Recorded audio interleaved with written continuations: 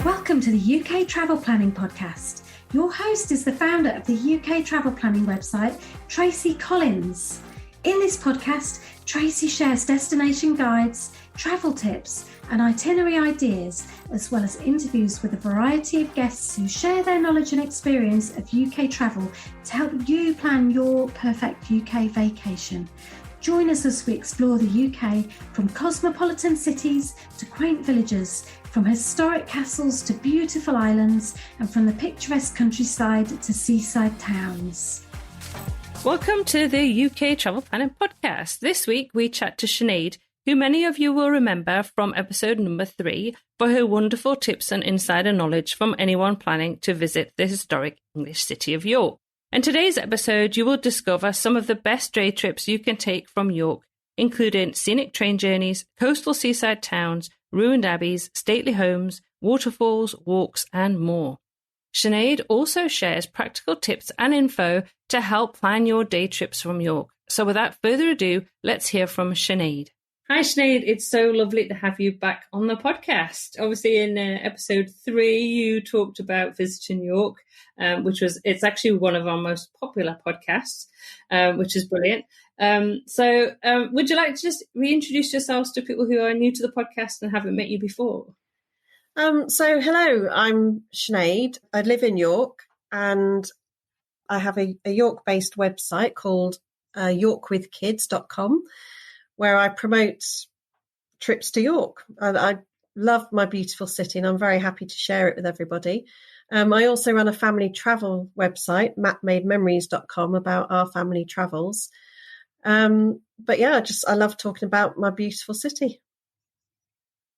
Wonderful. Thanks for that, Sinead. And obviously you're going to, today we're going to talk about some of the day trips from York, because last time we talked a lot about things to do in York. And as I say, it's been a very popular podcast episode, and hopefully we're encouraging more visitors to the UK to spend more time in York itself. And if they do, obviously there's opportunity to take some day trips. So I thought it would be really good for us to talk through some of those places that they can visit today. But also I think it might be useful if you just give us a bit of information about Yorkshire, because if our listeners aren't necessarily familiar with Yorkshire itself, the county, it'd be useful to kind of give them a picture of the county. Yeah, okay. So York is actually a standalone city. It's not part of any county. Its official title is the City of York. It is very small, but it's surrounded by North Yorkshire. And North Yorkshire is England's largest county, so it's very diverse. But it also neighbours South Yorkshire, West Yorkshire and East Riding. And sometimes you'll hear people say Yorkshire, but Yorkshire is actually divided into 4 different places. So within North Yorkshire, because that's the largest county, there's so much diversity. You've got the Yorkshire Dales with hills, valleys, waterfalls. It's got England's highest single drop waterfall. It's got caves. The biggest cavern in the UK is in Yorkshire. It's got hills and peaks. And then on the other side, you've got the Yorkshire Moors, which is a very, very different landscape. And that leads on to the Yorkshire coastline, which is a Jurassic coastline. It's famous for its fossils. So there's so much diversity here. And of course, because of its role in history, we've got Roman sites, Viking sites, monastic sites, medieval sites. And on top of that, you've then got literary sites. The Brontes lived and worked in West Yorkshire. Bram Stoker used Whitby as Dracula's landing place in his Dracula novel. And all these amazing landscapes and history has created quite a film industry in Yorkshire. We have films have been filmed here. We've had Harry Potter filmed here. We've had lots of television programmes here, Heartbeat, All Creatures Great and Small, Bridgerton was filmed nearby. So there's whatever your interest, there will be something in Yorkshire for you to do. It really does have it all, doesn't it? It does. It really is a county with so much stuff. And actually, it's really interesting, even listening to what you're saying about Yorkshire and it being divided into North Yorkshire and, East Riding, West Yorkshire, South Yorkshire, because even I don't even think of that as a Brit. I was just think Yorkshire and lump it all together. Yeah. But actually, taking it apart and thinking about North Yorkshire and it just what that has to offer is absolutely fantastic. So obviously, so you're based in the city of York, and if somebody's visiting and they decide that they're going to spend some time in York and then they actually want to take some day trips out, should we talk about some of the different places that you would recommend that people consider to visit on a day trips from York? Yeah, absolutely. The list I've sort of got is a very varied list, so it'll appeal to singletons, couples, families, people on a budget, it's a very varied list. So one of the biggest attractions in North Yorkshire is the North Yorkshire Moors Railway. It's a heritage railway which runs steam trains, and it runs from Pickering right across the moors to Whitby. And it is a beautiful, beautiful train ride. It's one of the best ways to see the Yorkshire Moors. It's so relaxing. And you can buy hop-on, hop-off tickets. So you can get on at Pickering and then get off at the stops along the way and see multiple places in one day. If you do want to do that, I would recommend getting the first train of the day. So you can get off at Leversham, which has amazing woodland walks. You can get off at Goathland, where Heartbeat, the television programme, was filmed. And the train station there doubled as Hogsmeade Station in the Harry Potter movies. It's a really fantastic day out, and it's a great day out, whatever the weather. A bit closer to York is Castle Howard, and we go to Castle Howard every year, usually at Christmas. It's just one of the best day trips you can do from York, and you could easily spend a whole day there. It's an 18th century estate. It's got a fantastic stately home. Brideshead Revisited was filmed there, and Bridgerton was filmed there. You can tour the house, which is incredibly ornate. My favourite part is the chapel. You can walk the landscaped grounds. There's fountains, lakes, a walled garden. There's woodland walks. For children, there's a fantastic adventure playground. There's a great cafe. There's a farm shop. And if you do run out of things to do, just across the road is the Yorkshire Arboretum, which is a fantastic place to go, especially in spring and autumn. So that's well worth a day trip. A little bit further north from York is Revo Abbey in Helmsley. Revo Abbey is stunning. It's the ruins of a 12th century abbey. It was the first Cistercian abbey in the north of England, and it really is a beautiful atmospheric place to walk around. And only a couple of miles away from Revo is Helmsley, which is a lovely market town. It's got a very popular farmers market in the town square. It has a 900-year-old castle ruin there. And also near about 2 or 3 miles away from that is Byland Abbey, which is much lesser known than Revo Abbey, but it's just as impressive. And that is well worth a look around there. And the countryside walks there are amazing. And right opposite the entrance to Byland Abbey is a fantastic country pub. So that's a fantastic day trip. You can fit a lot into a day trip up to Revo Abbey. That's worth knowing. Actually, just to interrupt there, Sinead, just quickly, we actually visited Revo Abbey this last summer when we were back, and wow, I was going to say we just loved it, absolutely loved it. Yeah, that whole area is lovely, really lovely. Yeah, it was a beautiful sunny summer's day. You couldn't have honestly got any better. Beautiful blue skies, warm weather.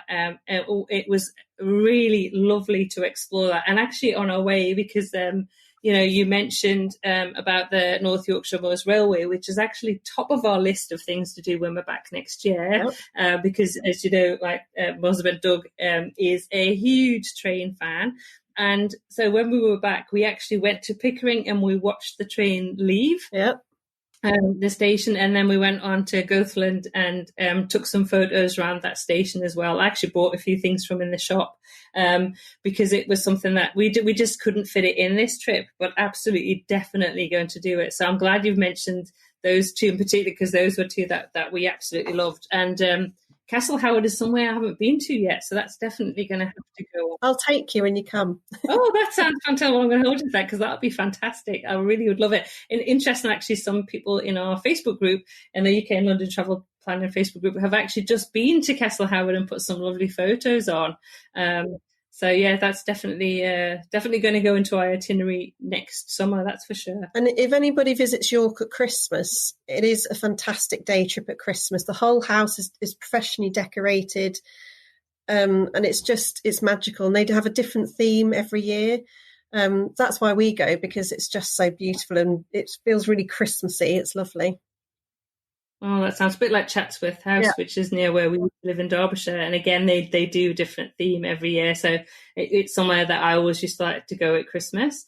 It's lovely taking the kids around something like that as well, because you really get into that kind of Christmas spirit. Yeah. So yeah, definitely. And so you mentioned Revo Abbey, and then you mentioned another abbey that I wasn't familiar with after that. Sorry, could you just go back to that? Just wanted to ask about that one. Byland Abbey. Yeah. It's a bit smaller than Revo Abbey. Mm-hmm. It's another Cistercian Abbey ruins, but it's much lesser known, so it's very quiet. It's in a really beautiful valley. You can do walks up onto the hilltop there.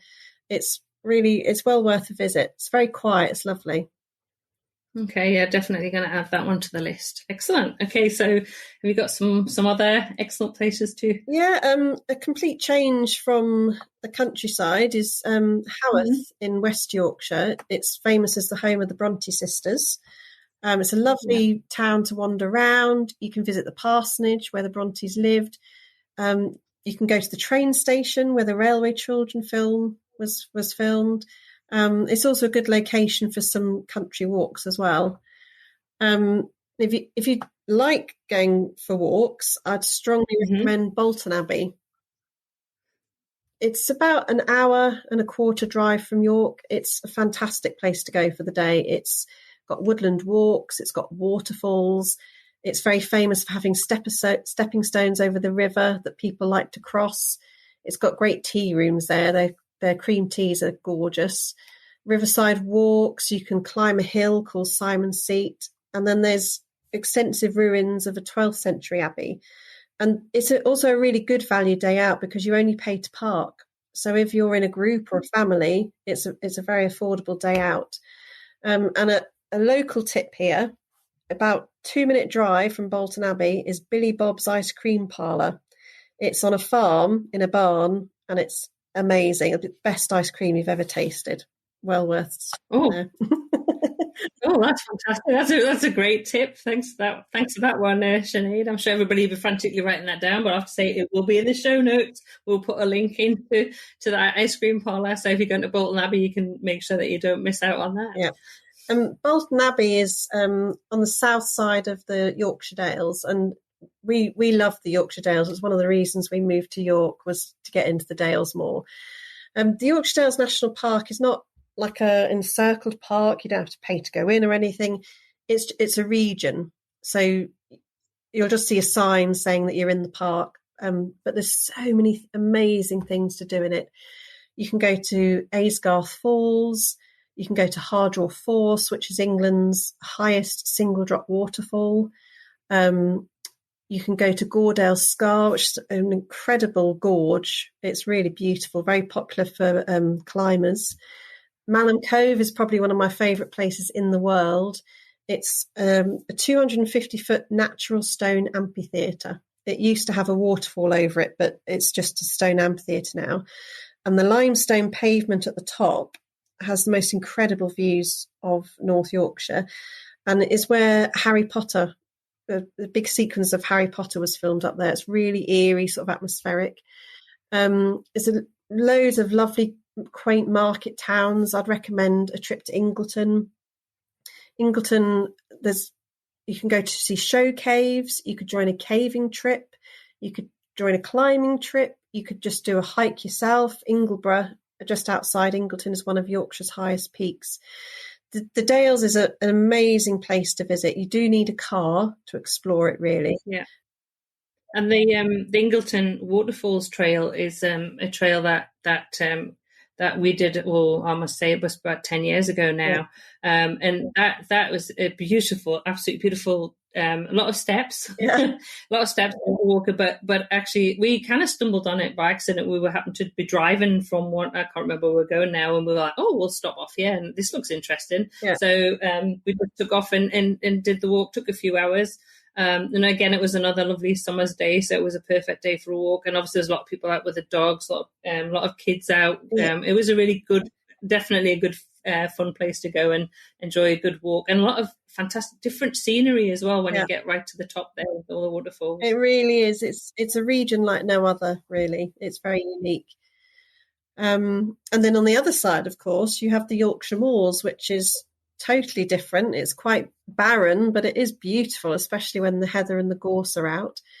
So you can go for walks on the Yorkshire moors. You could stop at the Hole of Hawkham, which is a massive, I don't know how else to explain it apart from it's like a bowl in the landscape. You can walk down into it.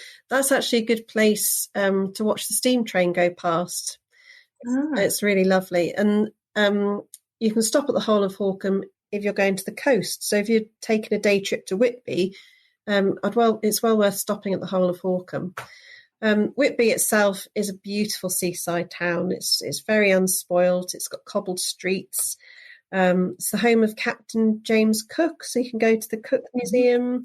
You can walk along the beach. It's a huge, big sandy beach. There's a famous part of the town called the 199 Steps, and you go up these stone steps to the headland, top of the headland, where there's 13th century abbey ruins.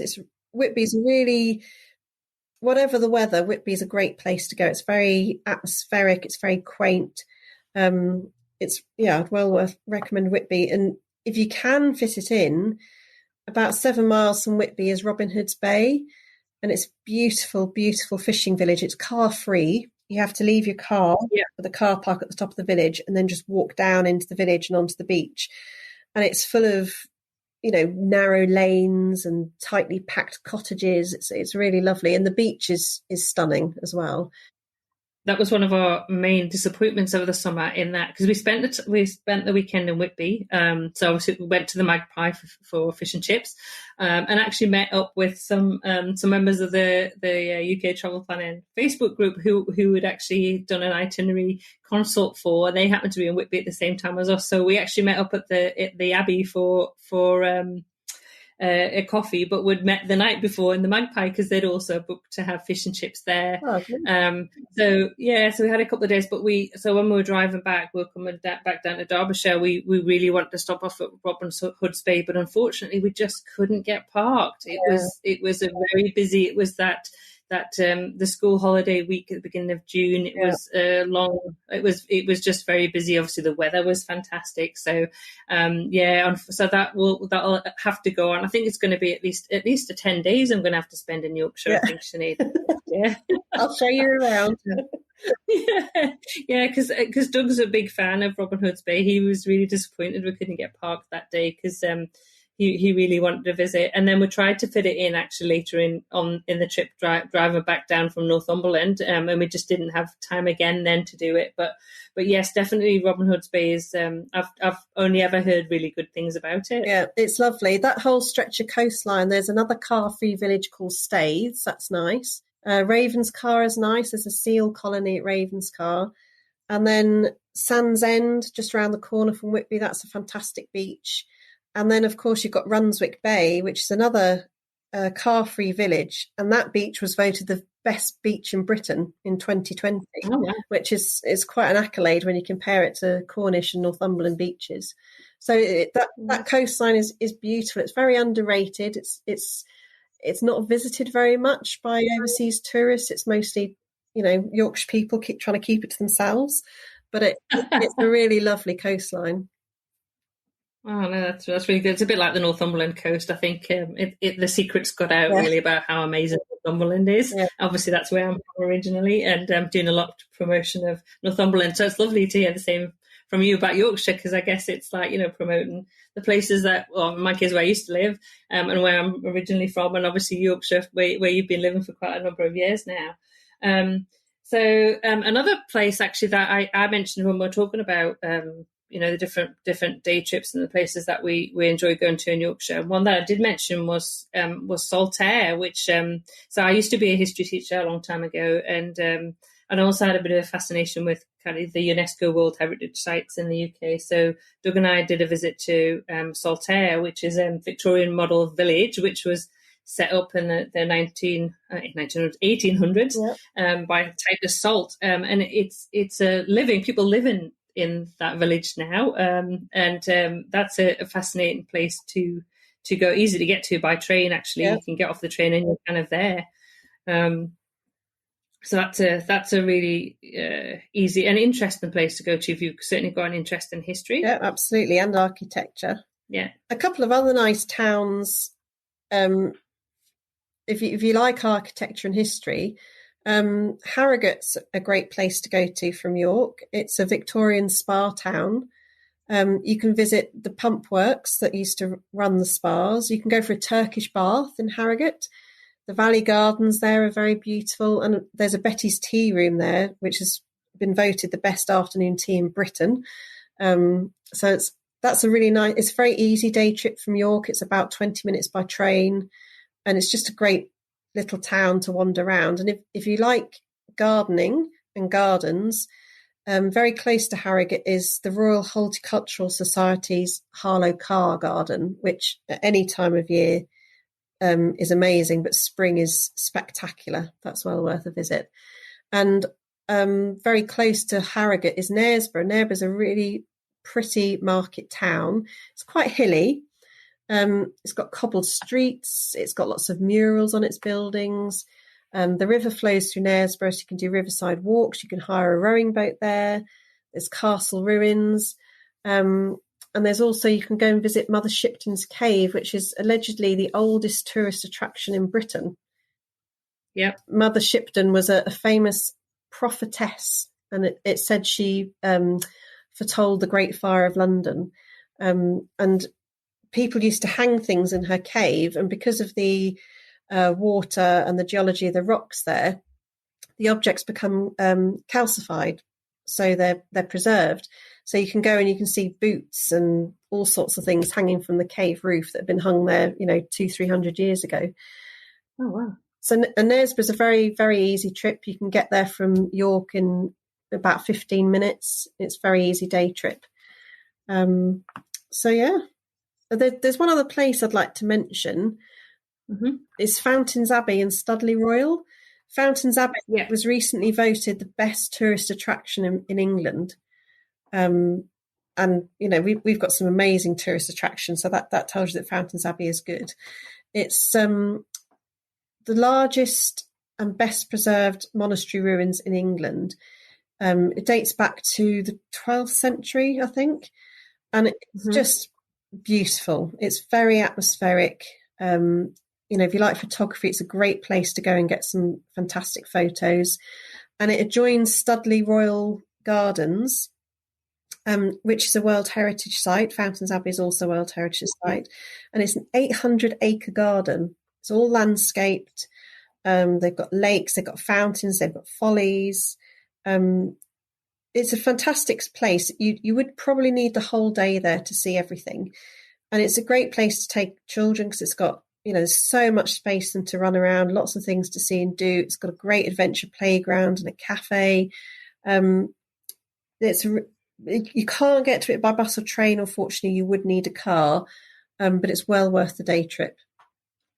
It's actually a great place, I think, to take a picnic. I know we were there a few years ago, again on one of those beautiful English summer days, and we just sat and had a picnic in the grounds of the actual ruined abbey. And I have got some photos of actually Rievaulx Abbey and also Fountains Abbey. I will put those on the show notes page as well.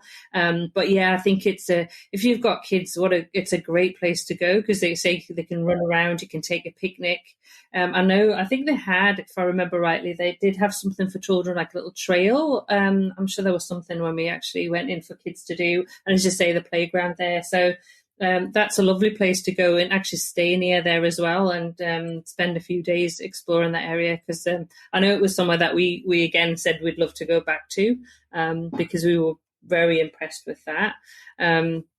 So obviously we talked about quite a lot of destinations. How would you recommend kind of getting around from York to these different places? I mean, some places obviously are going to be accessible by train, but not all of them. Yeah, by train you can get to Whitby, Scarborough, Harrogate, Saltaire, Haworth, Knaresborough. You can get quite a lot of places by train.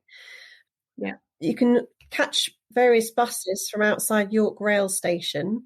They will take longer than the train, but you can catch a bus to the Dales, and you can also get the Coastliner bus, which goes from York over the moors to Whitby, and that was recently voted Britain's most scenic bus journey. And I've taken that bus journey several times, and it's long, but it is beautiful. Yeah. But really, if you really want to explore the moors and the Dales and the North Yorkshire countryside, you really do need a car. You would need to hire a car. Yeah. I wouldn't advise, hiring one in London and driving to York. You can get the train to York, and then from York itself, there are car hire places at York rail station, so you can pick one up in the city centre and then go off exploring.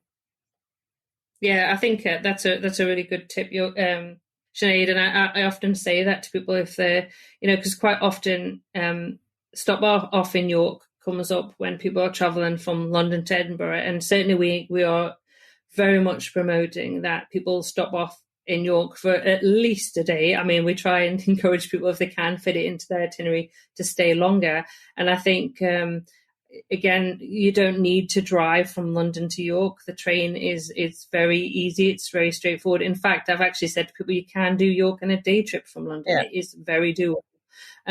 So I think getting yourself to York, basing yourself in York, and then hiring a car and exploring and giving yourself, not trying to fit this into a day or two, but actually, giving yourself a decent itinerary to explore Yorkshire. Anybody, it's a great place for families. It's a great place for walkers. It's a great place for anybody with an interest in history. Yeah. It really is it's a fantastic part of the UK to explore, definitely. I was just thinking, anybody that's considering to do this, to visit York and thinking about some of these day trips, what sort of tips would you give people? If you're driving, I think it's important to remember that it will take longer than you think to get anywhere. It will take probably longer than Google Maps will say it will. Once you get onto the North Yorkshire countryside, especially in the Dales, the roads can be very narrow, they can be winding, there's limited visibility on corners, so you do need to slow down, and that means your journey will take a bit longer. I would also perhaps say that just be aware that if you are in the car, we are famous for our stone walls. We have a lot of hedges. You might not be able to see very much as you're driving along. So when you see a viewpoint, take advantage of it and stop and have a good look at the view. I'd also say plan your itinerary according to the weather. So much of what there is to see and do in North Yorkshire is outside. So plan your day trips on the best day weather possible. It can't always be helped, but if there is a better day whilst you're here, that's the day to go and do day trips. Save York for the rainier days. And I'd always say, come prepared for the weather. If you don't go out on the rain in Yorkshire, you'd never go out. So just come prepared for the weather, and you'll still have a fantastic time. Absolutely, and that's a great tip for visiting anywhere in the UK. I always say to people, because we always get asked about packing tips, and my packing tip is, take layers, because the English weather is notoriously unpredictable. Yeah. This summer when we were back, it was 42 degrees the day that we visited Highclere Castle. I would never have forecast that when I was planning the trip, that we were going to experience a day that was so incredibly hot. So yes, you can't, and I don't think we had much rain at all for this last summer. I think it was, but again, you just can't predict. It could rain or it cannot rain. You just can't tell. And sometimes you can't even believe the weather forecast either. You have to kind of take that with a pinch of salt sometimes. But thanks so much, Sinead, for coming on and talking about Yorkshire again. It's lovely to chat to you and listen to all those fantastic places that you've mentioned and your tips for anybody planning that. I will put links to obviously to both your websites and to all of the destinations that we've mentioned today. I'll put those links in the show notes so nobody has to worry about not being able to get the information. It will be there. So I just want to say a huge thank you again, Sinead, for coming on. It's been brilliant to talk to you. Thank you very much for having me. Thanks again. Once again, a huge thank you to Sinead for coming onto the podcast and sharing her extensive knowledge of York and Yorkshire. I know I'm looking forward to spending some time exploring many of the places Sinead mentioned in this episode. You can find links to everything we discussed, including destinations and experiences, in the show notes for this show at uktravelplanning.com/episode 17. If you enjoyed the show, please don't forget to subscribe and leave us a review. To support our show, you can pop over to our website, uktravelplanning.com, which is packed full of useful information and resources and loads of travel inspiration for the UK. And click the Tip Your Guide button, which can be found at the bottom of each page. We really, really appreciate all your support. All that leaves me to say for this week is happy UK travel planning.